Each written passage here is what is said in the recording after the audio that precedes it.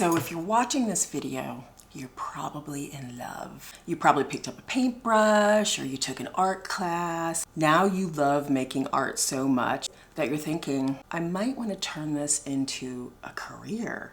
But where do you start? Like, what's the first step? Like, what are the things you need to know to really get any type of art career off the ground? Well, I'm here to tell you the 3 foundational things you need to understand if you want to turn the thing that you love into an actual art career. But first, let me mind my manners and introduce myself. My name is Keisha Bruce. I have been a professional artist for more than 20 years. I've had my work in more than 200 exhibitions in around 15 countries, and you've probably seen some of my work in museums that you visited. So, needless to say, I know a few things about what it takes to build an art career, and I'm here to tell you everything I know. So let's go. All right, loves.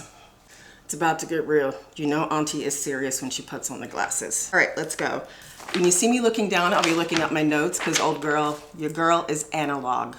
And we're just gonna move this lock and ask her to behave. Cool, great. All right, one of the things you absolutely must understand if you wanna go from being a hobby to a professional is that the work always comes first. And what I mean by that is you have to build up a body of work, at least one body of work, possibly 2, and create an actual creative practice so that you can continue to create your best work.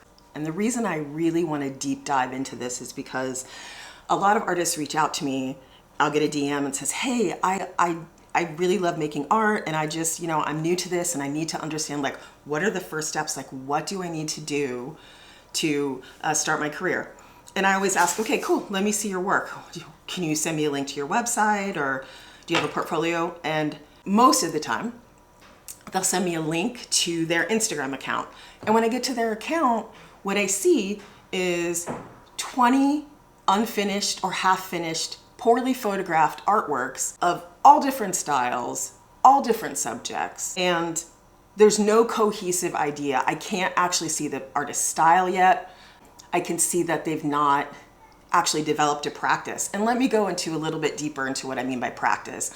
A practice is how you get your work done, your specific set of rituals and habits, your schedule, your way of working. And that takes time to develop. Every artist has their own way of working, and the only way to create a practice is to practice. You need to be making work on a regular basis, not when you feel like it, not when you have extra time, because who has extra time? What we're really talking about is crafting a life, a lifestyle, so that your work gets done.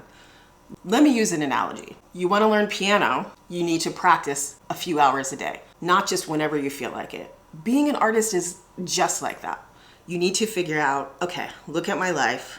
I have a day job, I have family, I have kids, I have obligations, because we all do. You may have health limitations, you may have all sorts of things that you are required to do to just exist and to be well. The trick is to look at your life and figure out what days, what times, what am I going to do so that making work becomes a part of my life on a regular basis and something that I prioritize and make time to do. And now I'm going to say something that you're really going to hate because it's very businessy. But the truth is, if you want to go from being a hobbyist to being a professional, you're going to have to get businessy and you're going to have to get salesy. Okay? Tough love. The second thing you must be able to do if you want to move from hobby artist to professional artist so that you can launch an art business is you got to learn to talk about your work. Your work does not speak for itself. Aside from making the work one of your biggest jobs, one of the biggest parts of your career as an artist will be advocating for your work. Nobody is coming to save us. We have to learn how to put ourselves out there, how to promote our work, how to talk about our work in a way that actually communicates what it is we do, why we do it, and why it's important.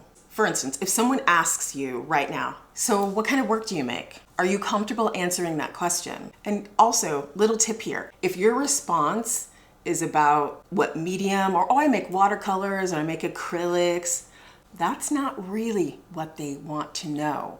What they really want to know is why you make the work. What themes or ideas, what are you passionate about? And so that is what you need to be able to talk about. And lucky you, check the description. I have a free download for you. It's a bunch of prompts that are made for visual artists primarily. Other disciplines might benefit from it too, but I really made this list of prompts to help you do some free writing about what it is that you do and why you do it and why it matters. If you're trying to write an artist statement, that is really all we're talking about. I know that this is really difficult for folks, but the other thing is that you need to understand that once you go from hobby to professional, one of your biggest jobs will always be communicating with people so that you can turn them into clients or collectors. A lot of folks think that they're going to be able to find an art dealer and the art dealer is going to take care of all of that for you. You absolutely need to be able to talk about your work to even get your foot in the door with an art dealer. And then your job doesn't end there. For instance, my art dealer fully expects me to show up and talk to collectors. I have to be interviewed. I have to put in quotes for the press release. When she takes my work to art fairs, I'm expected to show up and greet and sell my work along with her. Even if you work with a gallery, that's a business partnership. That means that you are expected to not just deliver your work, you are also expected to deliver marketing and communications around that work. Don't panic, I'm gonna help you. Get the download in the description. Take a deep breath. I'm here to help you win. Okay, and the last thing, maybe the most important thing that you have to have in order to launch an art business and an art career in general is patience. You have to be patient. I see a lot of artists beat themselves up because they haven't sold enough paintings or they haven't made enough progress, and they have this idea of where they think they should be. And the reality is, it takes years to build an art career. It takes years to build a following. It takes years to build a loyal collector base. And honestly, it makes me really sad when I see artists, especially emerging artists who are new, who start to kind of beat themselves up. Like, again, deep breath. Give yourself time. Building any type of career takes time.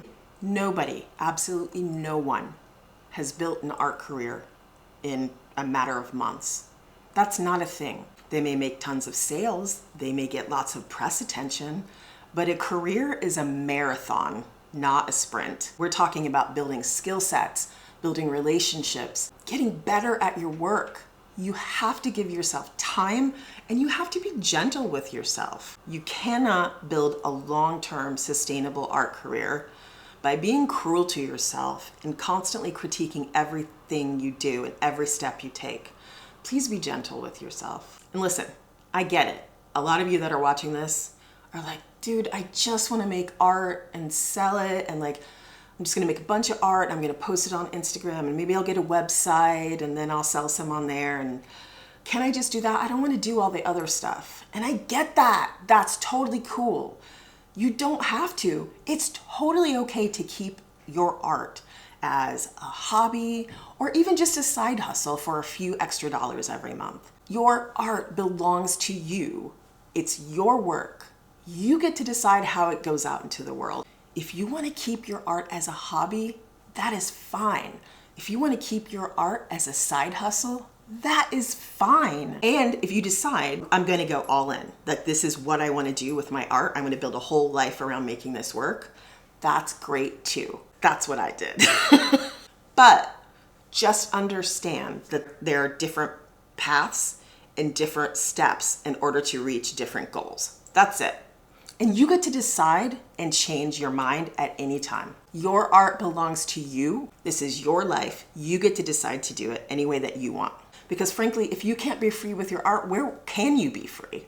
But if you decide you want to be a professional artist and build an art career, there are some basic things that you need to do to build a strong foundation for your art business. I know that a lot of this video has been tough love and some truths that you probably didn't really want to hear. But here's the thing, I want to see you win. Nothing makes me happier than seeing other artists thrive in their work and thrive in their creative practices and in this world in general. The entire reason I'm here is because I want to see you win. I'm here to give you the skills and the information you need to thrive. Sell your art, not your soul.